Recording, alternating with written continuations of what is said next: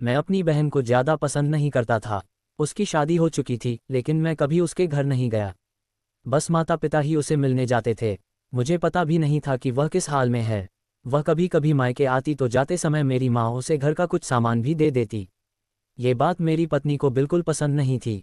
जब भी मेरी माँ ऐसा करती, मेरी पत्नी आकर मुझसे शिकायत करने लगती कि तुम्हारी माँ तुम्हारी कमाई कैसे उड़ा रही है।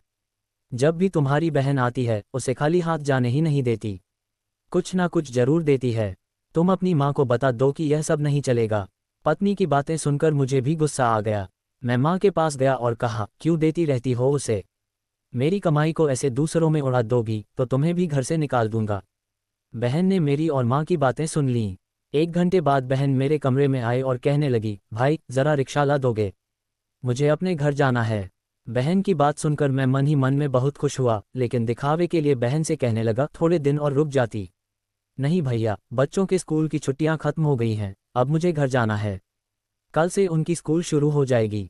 फिर वह चली गई। पिताजी के मरने के बाद जब घर का बंटवारा हुआ तो हम दोनों भाइयों ने आपस में ही बंटवारा कर लिया, लेकिन उसमें से भी बहन को कुछ नहीं दिया।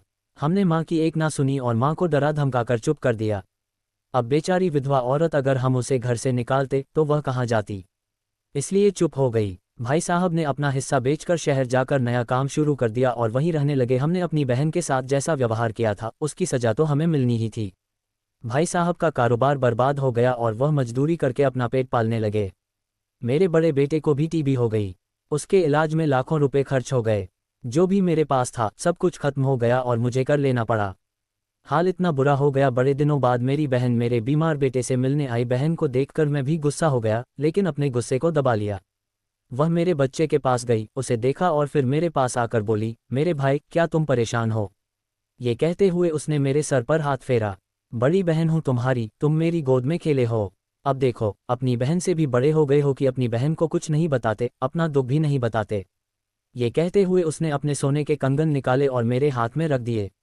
मेरे भाई परेशान ना हो, ये कंगन बेच दो, अपने घर का राशन भर दो, अपने बच्चे का इलाज भी करवा लो, और पैसों की जरूरत हो तो कह देना। मैं आश्चर्यचकित होकर बहन को देखे जा रहा था। वह कहने लगी, भाई इस कंगन के बारे में किसी से ना कहना, तुझे मेरी कसम है। उसने मेरे माथे को चूमा और कहने लगी, चल अब चलती हूँ, तेरे जीजाजी और बच्चे आते ही होंगे, फिर आऊंगी। मैं पहली बार उसे घर के बाहर तक छोड़ने आया। देखा तो पैरों की चप्पल भी टूटी हुई थी।